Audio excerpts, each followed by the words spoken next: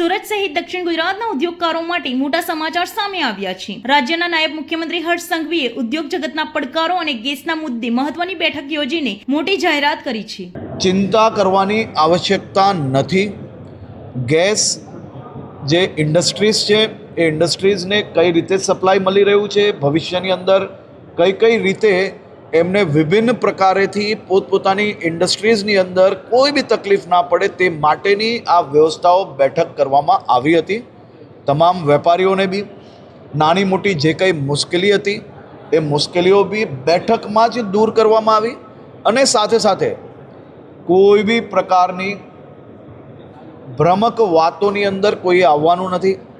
કોઈ અફવાઓમાં કોઈ બી વ્યક્તિ તમને કોઈ ખોટા મેસેજો ફોરવર્ડ કરે છે તો સરકારી વિભાગ જોડે તમારે ટેલી કરવાનો છે।